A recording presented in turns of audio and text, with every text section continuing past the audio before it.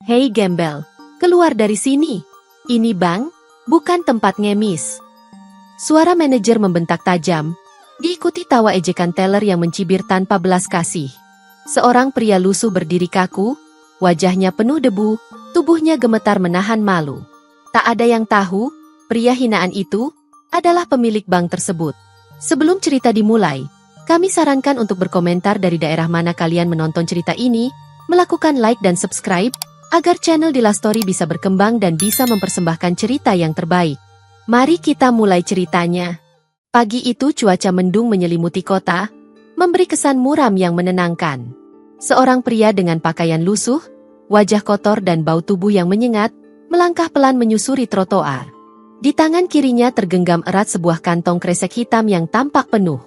Langkah kakinya berat, namun mantap, menyusuri jalanan menuju sebuah gedung besar berwarna putih megah bertuliskan Bank Surya Mandiri. Dialah Hendra, pria 30 tahun yang tak terlihat seperti sosok penting. Tak ada yang tahu, di balik rambut acak-acakan dan pakaian yang seperti baru diambil dari tempat sampah itu, Hendra adalah pemilik utama jaringan bank tersebut. Hartanya melimpah, asetnya tersebar di berbagai sektor. Namun pagi itu ia memilih menjadi tidak berharga demi satu tujuan, menguji manusia. Beberapa hari terakhir, Hendra mendapatkan laporan adanya perilaku diskriminatif dari pegawai cabang utama banknya. Nasabah yang tampak miskin tidak dilayani dengan baik, bahkan sempat diusir tanpa alasan. Ia tak ingin menindak hanya berdasarkan laporan. Ia ingin melihat dengan mata kepala sendiri.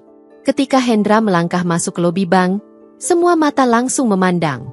Sebagian langsung menoleh dengan jijik, sebagian lainnya tertawa kecil.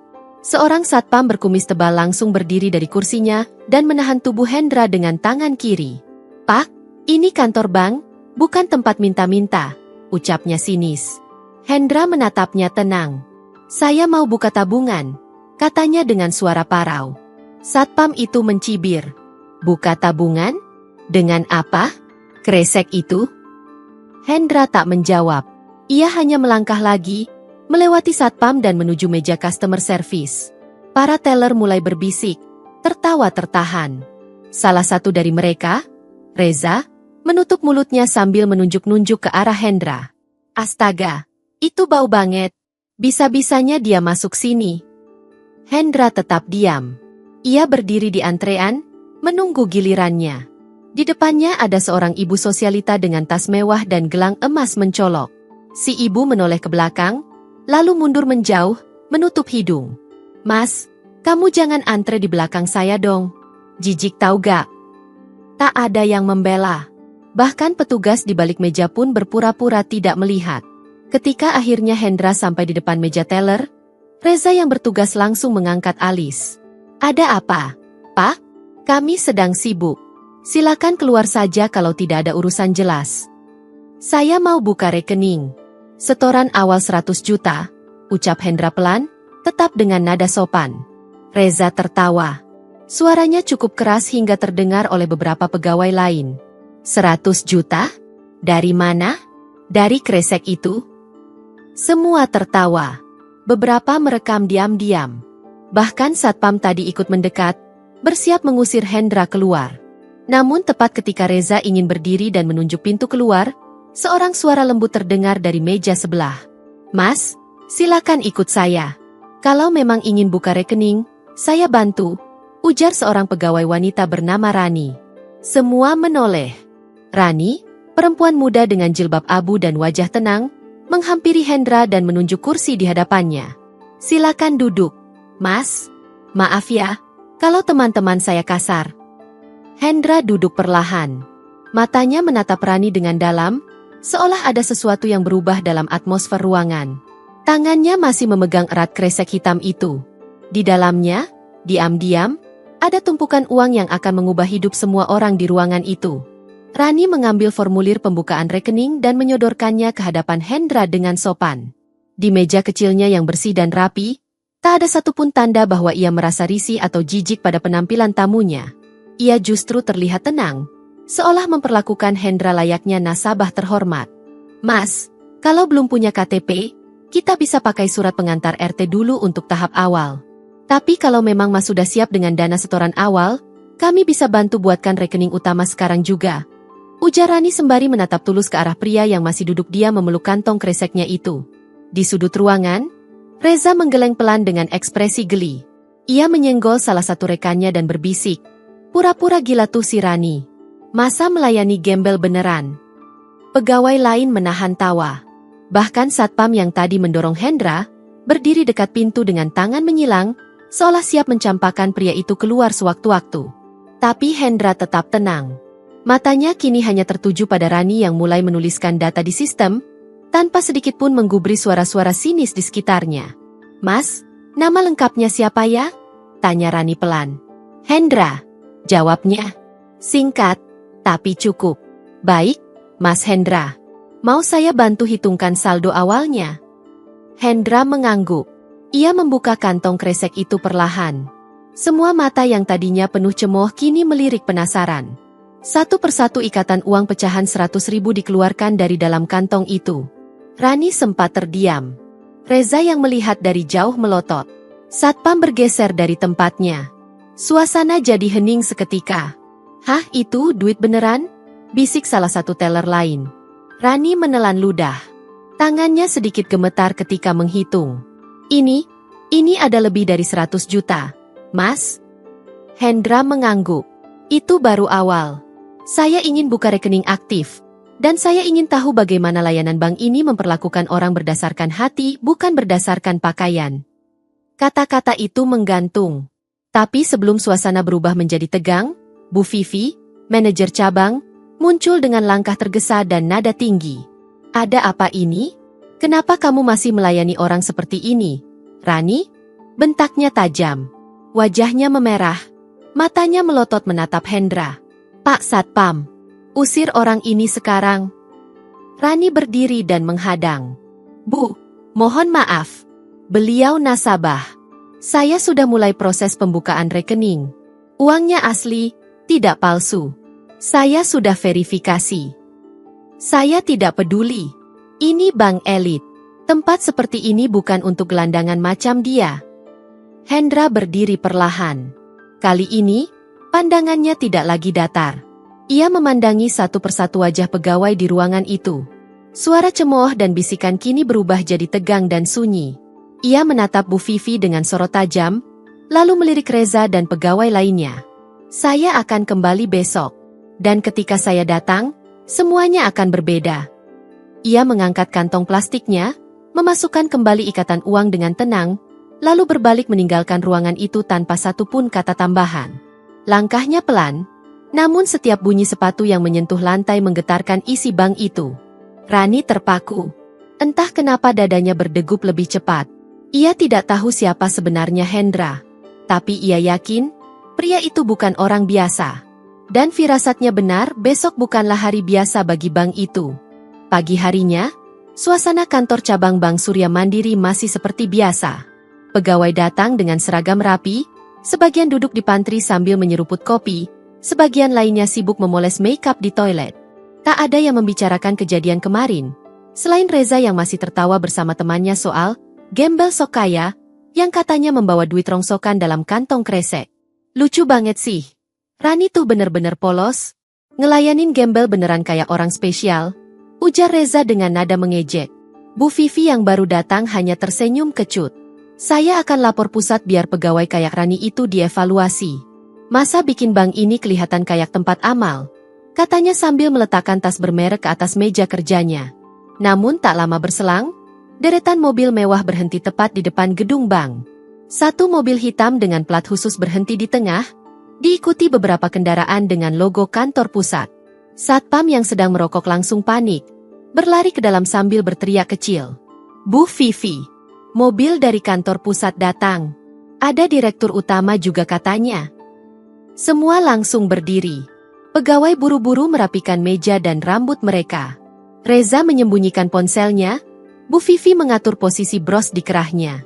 Mereka menyangka ini hanya kunjungan biasa dari atasan pusat.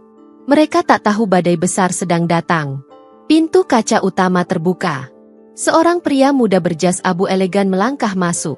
Rambutnya tersisir rapi, wajahnya tegas, dan tubuhnya menjulang berwibawa.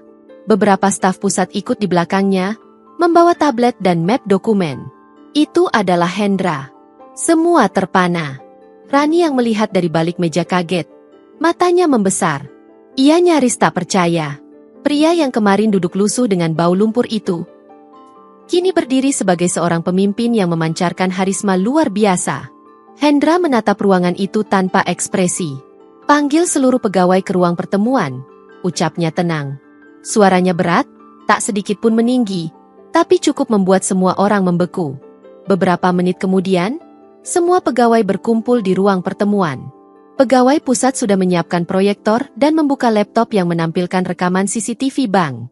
Hendra berdiri di depan semua orang, termasuk Bu Vivi dan Reza yang mulai terlihat pucat. Nama saya Hendra. Saya pemilik utama Bank Surya Mandiri. Kemarin saya datang ke sini untuk melihat bagaimana kalian melayani nasabah, bukan hanya mereka yang berjas dan berdasi, tapi juga yang datang dengan sederhana. Rekaman diputar. Adegan demi adegan dipertontonkan. Mulai dari saat satpam menghalangi Hendra, tawa pegawai, ejekan Reza, hingga suara lantang Bu Vivi yang menyuruhnya diusir. Semuanya terlihat jelas, lengkap dengan suara dan wajah. Tak ada satupun suara dari ruangan itu. Semua tertunduk, beberapa sudah mulai gemetar. Reza berkeringat dingin, Bu Vivi tak mampu menatap layar. Hendra lalu menunjuk Rani. Hanya satu orang di ruangan ini yang menunjukkan apa arti pelayanan sebenarnya. Rani kaget. Semua mata menoleh padanya. Wajahnya memerah, tangan gemetar. Ia tak tahu harus berkata apa. Hendra hanya menatapnya sejenak lalu melanjutkan, kita akan bicara soal penghargaan nanti. Tapi untuk sekarang waktunya penilaian. Kata-kata itu membuat semua pegawai lainnya merasa waktu berjalan lebih lambat dari biasanya. Tak ada yang bisa membayangkan apa yang akan terjadi setelah ini. Ruangan pertemuan terasa semakin sempit. Udara mencekat. Tak ada lagi suara ketikan keyboard atau bunyi tawa khas pagi hari. Semua pegawai menunduk, termasuk Reza dan Bu Vivi yang kini tak lagi bisa menyembunyikan ketakutan. Hendra berdiri di depan layar proyektor. Matanya menyapu setiap wajah yang semalam mencibir dan hari ini ketakutan. Tangannya membuka map hitam tebal berisi daftar nama. Ia membaca pelan. Namun setiap nama yang disebut membuat jantung para pegawai berdetak lebih cepat. Reza, teller utama. Buat rekaman video ejekan terhadap calon nasabah. Menyebarkannya ke grup internal. Dihentikan dari posisi sekarang. Tidak ada surat rekomendasi. Reza tersentak. Wajahnya langsung pucat pasi. Ia bangkit dari kursinya dengan gemetar. Pak Hendra, saya cuma ikut-ikutan. Saya nggak tahu bapak itu. Justru itu masalahnya, potong Hendra dingin. Kamu tidak tahu siapa saya, dan tetap memperlakukan saya seperti sampah. Kalau kamu bisa bersikap seperti itu kepada siapapun, maka kamu tidak pantas berada di sini. Reza jatuh terduduk kembali. Tangannya menutupi wajahnya yang mulai basah oleh keringat dan air mata. Ia tahu tak ada ampun. Hendra melanjutkan. Bu Vivi, manajer cabang, menolak nasabah dengan kalimat tidak pantas. Mengancam bawahannya yang menjalankan tugas sesuai prosedur. Mengabaikan prinsip pelayanan bank. Mulai hari ini, Anda dicopot dari jabatan dan diberhentikan dari seluruh jaringan bank kami. Bu Vivi berdiri spontan, wajahnya merah padam. Saya tidak terima. Saya sudah puluhan tahun bekerja di sini. Anda tidak bisa begitu saja mengabaikan jasa saya. Hendra tetap tenang. Justru karena pengalaman panjang itulah, Anda seharusnya menjadi contoh. Tapi yang terjadi justru sebaliknya. Anda mencoreng nama baik bank, dan menciptakan budaya memalukan. Semua sudah terekam dan terverifikasi oleh tim pusat. Bu Vivi membanting map yang ia pegang. Ia berjalan keluar ruangan dengan penuh kemarahan, namun tak ada yang berani mencegah. Pegawai lain hanya menunduk, tak berani menatap siapapun. Setelah menyebutkan beberapa nama lain yang juga diberhentikan, Hendra menutup map itu perlahan dan menatap ruangan yang kini sunyi. Lembaga keuangan seperti ini berdiri karena kepercayaan. Dan kepercayaan itu dibangun oleh sikap manusia, bukan dinding atau meja yang mewah. Satu tindakan buruk bisa menghancurkan semuanya. Ia berhenti sejenak, lalu menoleh pada Rani yang duduk di ujung kanan ruangan. Tapi hari ini, saya menemukan satu cahaya kecil di ruangan yang gelap. Seorang pegawai yang masih punya hati, yang memperlakukan orang asing dengan sopan tanpa tahu siapa dia sebenarnya. Rani sontak terdiam. Matanya menatap Hendra dengan ragu, bibirnya terbuka tapi tak ada kata keluar. Rani, mulai hari ini kamu saya tunjuk menjadi kepala cabang yang baru. Dan saya akan mendampingi langsung proses transisi ini. Semua terdiam. Pegawai lain hanya bisa menatap Rani dengan berbagai ekspresi, kaget, iri, menyesal. Rani sendiri hanya bisa mengangguk pelan, mencoba menahan getaran di dadanya. Ia tak pernah bermimpi menjadi pemimpin. Ia hanya mengikuti hatinya, dan kini hatinya itu justru mengantarkannya ke tempat yang lebih tinggi. Namun di balik semua itu, satu hal mulai tumbuh diam-diam. Hendra, si pemilik bank muda yang selama ini dingin dan tertutup, menatap Rani tidak hanya dengan rasa hormat tapi juga dengan kekaguman. Hari-hari setelah pergantian jabatan berjalan cepat. Kantor cabang bank itu kini terasa berbeda. Pegawai baru mulai berdatangan menggantikan posisi yang kosong. Suasana menjadi lebih tertib, penuh semangat, dan jauh dari bisik-bisik sinis yang dulu menghiasi setiap sudut ruangan. Rani menjalankan tugas barunya sebagai kepala cabang dengan rendah hati. Ia tak mengubah gaya bicaranya yang lembut, juga tidak menjadi keras hanya karena punya jabatan baru. Ia tetap menghormati bawahan, tetap ikut antre makan siang, dan tetap berjalan ke masjid terdekat saat waktu zuhur tiba. Namun yang berbeda adalah kehadiran Hendra. Pria itu kini lebih sering datang ke cabang tersebut. Awalnya sebagai pendamping transisi, tapi lama-lama tak ada yang bertanya kenapa ia belum juga pergi. Ia kerap duduk di ruang rapat kecil, membuka laptop sambil mengawasi operasional. Tapi matanya sering berpaling ke satu arah, meja kerja Rani. Tak ada yang ia katakan. Hendra tetap profesional. Namun dalam setiap kesempatan, ia tampak selalu mencari momen untuk berbicara dengan Rani. Entah saat diskusi data harian, saat makan siang, atau ketika mereka tidak sengaja bertemu di depan lift. Terima kasih sudah menyelamatkan reputasi bank ini, Rani, ucap Hendra suatu siang ketika mereka duduk berdua di pantry. Rani kaget, tapi tersenyum malu. Saya cuma melakukan apa yang seharusnya dilakukan, Mas. Hendra tertawa kecil. Justru itu yang langka hari ini. Orang-orang lebih suka menilai dari luar. Rani menunduk. Suasana hening sesaat. Hendra menatap wajahnya yang bersih tanpa riasan berlebih. Rani adalah jenis wanita yang tak silau pada nama besar. Bahkan hingga hari ini, ia masih memanggil Hendra dengan sebutan, Mas. Bukan, Bapak Direktur, seperti yang dilakukan orang-orang lain. Sementara itu, kabar tentang pergantian besar di cabang bank itu mulai menyebar. Banyak yang memuji kebijakan Hendra, tapi tak sedikit pula yang mengecam karena merasa kehilangan posisi. Namun Hendra tak peduli.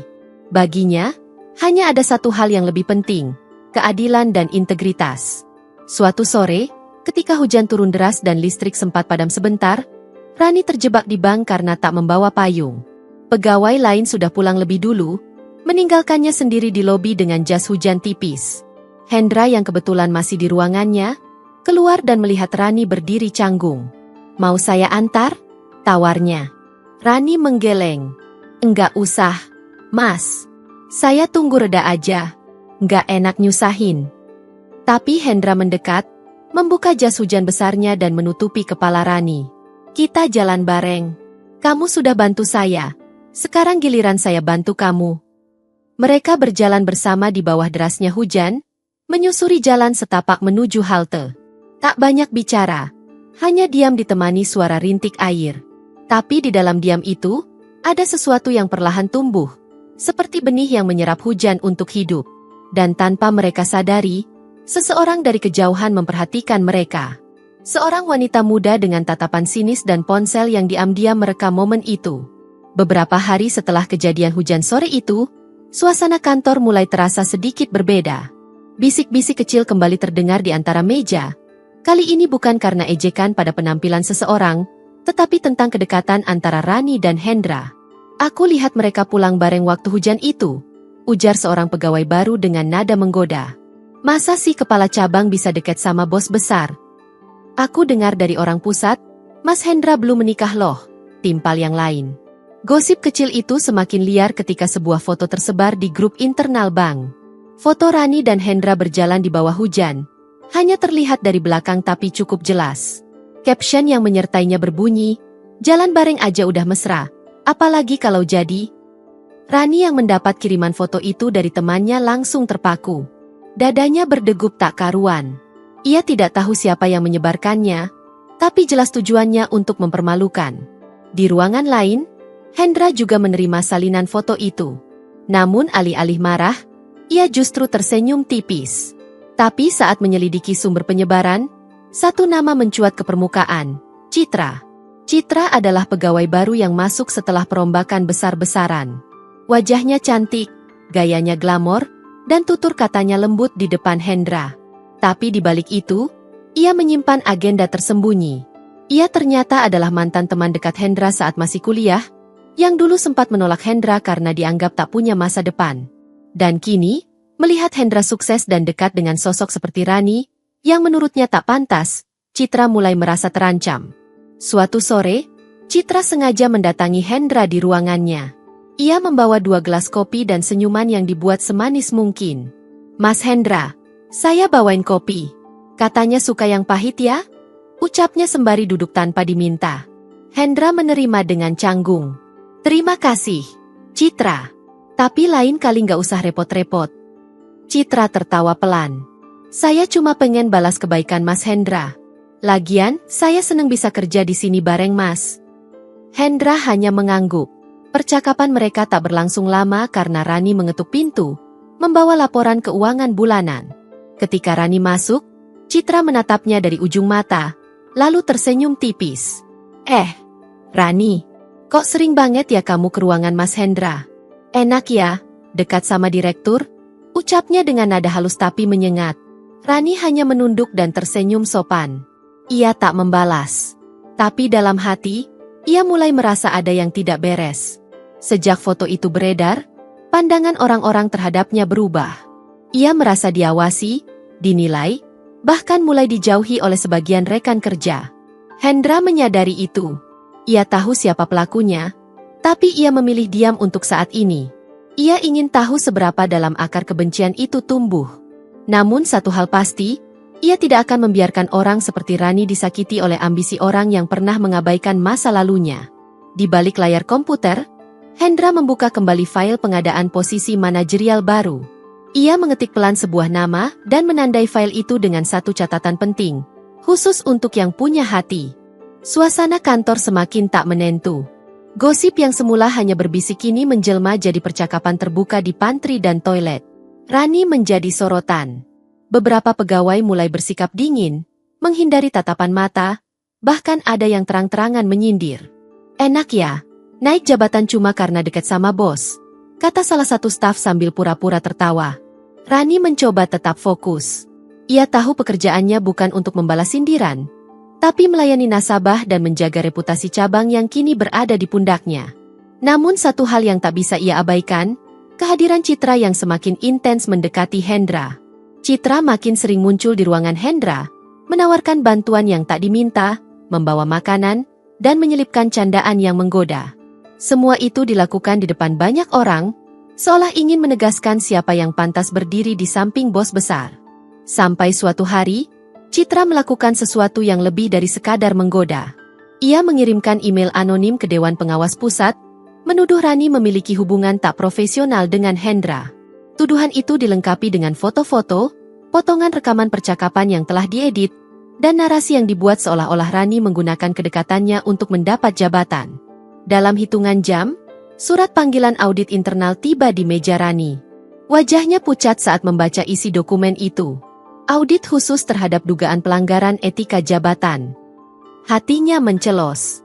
Ia tak tahu harus menjelaskan dari mana, karena tuduhan yang disusun terlalu rapi. Hendra menerima kabar itu tak lama kemudian. Matanya menyipit membaca salinan laporan. Ia mengenali gaya penulisan yang licik, juga celah-celah rekayasa dalam dokumen tersebut. Tapi ia tidak langsung membela. Ia memilih diam, lalu meminta semua pihak untuk datang ke rapat internal tertutup esok pagi. Saat hari rapat tiba, ruangan pertemuan dipenuhi suasana tegang. Rani duduk dengan kepala tertunduk. Citra duduk tenang di pojok kanan dengan senyum kecil di bibirnya. Pegawai lain menatap dengan ragu, Sebagian bersimpati pada Rani, sebagian hanya ingin tahu akhir dari drama ini. Hendra masuk membawa flash disk kecil. Ia menatap semua yang hadir sebelum membuka laptop dan menampilkan sebuah video dari CCTV internal. Semua mata membelalak saat melihat isinya. Video memperlihatkan Citra sedang berbicara dengan dua staf pria di ruang arsip. Ia meminta mereka untuk mencuri file CCTV lama dan memotong beberapa bagian percakapan Hendra dan Rani. Suaranya jelas, wajahnya tak bisa dibantah. Bukti rekayasa itu terpampang di layar besar di hadapan semua orang. Citra terpaku. Wajahnya mendadak memucat. Ia mencoba berdiri dan membantah, tapi Hendra lebih dulu berbicara. Citra, kamu bukan hanya melanggar kode etik. Kamu menyerang integritas seseorang yang justru menyelamatkan nama bank ini. Kamu membuat fitnah dengan cara licik. Mulai detik ini, kamu diberhentikan secara tidak hormat. Ruangan hening. Tak ada suara, tak ada pembelaan. Citra hanya bisa menangis dan berlari keluar ruangan. Pegawai lain menunduk. Tak ada yang menyangka jebakan itu akan berbalik begitu cepat. Rani masih terduduk. Ia menggigit bibirnya, menahan air mata. Tapi kali ini bukan karena tuduhan, melainkan karena seseorang akhirnya berdiri membelanya bukan sebagai bos, tapi sebagai sosok yang peduli sepenuh hati. Hendra menatap Rani dari kejauhan. Tak ada kata-kata yang diucapkan, hanya tatapan yang cukup untuk menenangkan badai yang baru saja berlalu. Beberapa hari berlalu sejak kejadian rapat internal yang mengguncang itu. Citra telah resmi diberhentikan, dan nama Rani dipulihkan sepenuhnya. Hendra sendiri mengeluarkan pernyataan resmi bahwa tidak ada pelanggaran etik, serta menyebut Rani sebagai contoh integritas di lingkungan kerja. Namun bagi Rani, luka batin yang ditinggalkan fitnah itu tidak mudah sembuh.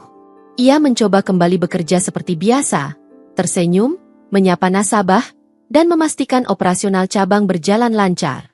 Tapi di balik matanya yang ramah, ada perasaan yang belum ia pahami, campuran syukur, gugup, dan sesuatu yang lebih dalam dari sekadar hormat.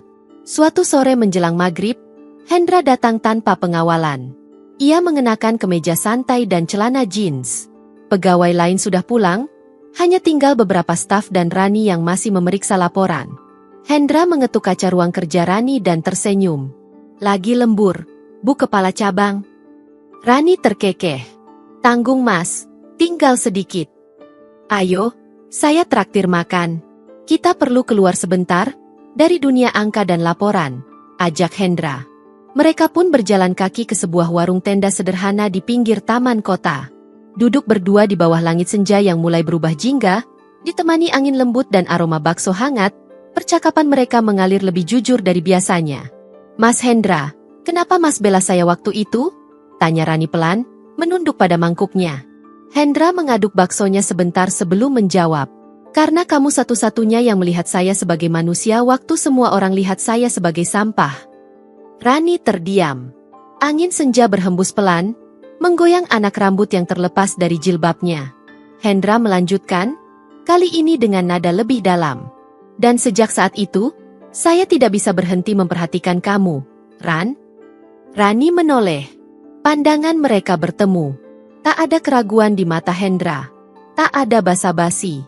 Hanya kejujuran. Aku tahu posisiku. Mas, aku ini siapa sih dibanding Mas Hendra? Kamu perempuan yang jujur, sabar, dan berani. Itu lebih berharga dari semua gelar dan jabatan. Potong Hendra cepat. Aku nggak butuh istri yang tahu teori keuangan, aku butuh pendamping yang tahu arti menghormati manusia. Hening. Lalu, Rani mengangguk perlahan. Tak ada kata, iya, atau tidak. Tapi senyumnya yang menunduk sudah cukup menjawab semua yang tak terucap. Dari kejauhan, lampu-lampu taman mulai menyala. Suara azan menggema lembut. Di bawah langit senja yang semakin gelap, sebuah janji tak langsung terucap. Namun tumbuh kuat di hati dua manusia yang dipertemukan oleh ujian dan kesetiaan. Dan tanpa mereka sadari, ada sesuatu yang telah Hendra siapkan, sesuatu yang bisa mengubah seluruh hidup Rani selamanya. Hari itu, suasana kantor cabang terasa lebih tenang dari biasanya. Setelah melewati berbagai gejolak, semuanya kembali pada rutinitas normal. Namun pagi itu, sebuah kabar mengejutkan membuat suasana kembali bergetar. Direktur utama akan mengadakan acara pribadi dan mengundang seluruh pegawai cabang. Undangan yang dikirim lewat email resmi itu hanya berisi 2 kalimat. Saya mengundang seluruh pegawai cabang Surya Mandiri untuk menghadiri acara makan malam pribadi di Villa Seruni, Jumat malam pukul 7. Datanglah dengan hati terbuka, bukan dengan jas atau dasi. Tanda tangan di bawahnya jelas tertulis, Hendra Putra Mahendra. Semua pegawai mulai bertanya-tanya. Ada yang mengira ini acara apresiasi. Ada pula yang menduga ini adalah momen Hendra untuk mengumumkan promosi jabatan besar-besaran. Tapi yang paling jadi perbincangan adalah, apakah ini saatnya Hendra memperkenalkan calon istrinya? Di antara semua yang gelisah, Rani justru paling bingung. Ia menerima undangan yang sama, tapi tak ada pesan pribadi, tak ada petunjuk. Sejak pertemuan mereka di warung bakso, Hendra memang tidak menunjukkan tanda lebih lanjut. Ia tetap datang ke kantor, tetap ramah, tapi tak pernah membahas percakapan senja itu. Jumat malam pun tiba. Villa Seruni berdiri megah di pinggir bukit, menghadap lampu-lampu kota yang berkelap-kelip dari kejauhan. Satu persatu pegawai datang dengan pakaian santai, seperti yang diinstruksikan.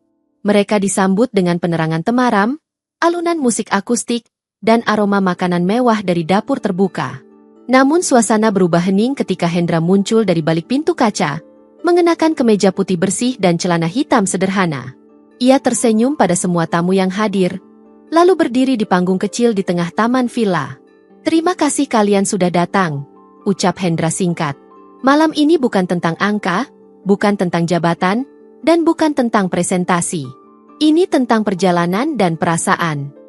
Semua saling berpandangan.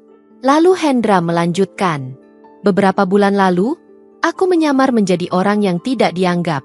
Dan dari semua kantor yang pernah aku datangi, hanya satu tempat yang memberiku pelajaran paling besar. Disinilah, aku menemukan kembali makna pelayanan dan seseorang yang membuatku percaya bahwa hati yang bersih masih ada." Rani yang duduk di barisan tengah menahan napas. Matanya membesar, tubuhnya kaku. Ia merasa semua orang kini menatap ke arahnya. Hendra mengangkat tangannya, menunjuk langsung ke arah Rani. "Aku ingin memperkenalkan seseorang malam ini. Dia tidak tahu rencana ini. Tapi aku harap, dia bersedia melangkah ke depan." Suara tamu hening. Semua menoleh. Rani hanya bisa berdiri perlahan. Kakinya gemetar. Ia berjalan ke depan, langkah demi langkah, diiringi degup jantung yang kencang tak karuan. Hendra tersenyum saat Rani sampai di hadapannya. Ia mengambil sesuatu dari saku dalam jasnya, sebuah kotak kecil berwarna biru beludru. "Rani, selama ini aku mencari orang yang bisa kupercayai bukan karena penampilan atau latar belakang, tapi karena ketulusan. Aku temukan itu di kamu." Tangannya membuka kotak itu perlahan, memperlihatkan cincin emas sederhana dengan ukiran nama mereka berdua di bagian dalam. Belum sempat Rani menjawab, para pegawai terdiam. Beberapa mulai menahan air mata. Semua menanti apa yang akan terjadi. Tapi sebelum Rani membuka mulut, terdengar suara langkah kaki cepat dari arah belakang panggung. Seseorang menerobos masuk ke tengah kerumunan. Wajahnya merah, matanya menyala. Suara tinggi itu menggema memecah suasana. "Hendra, kamu nggak bisa pilih dia. Aku yang pantas di sampingmu." Itu suara Citra. Kehadiran Citra di tengah acara membuat semua tamu terkejut. Ia berdiri di antara para pegawai dengan wajah penuh kemarahan.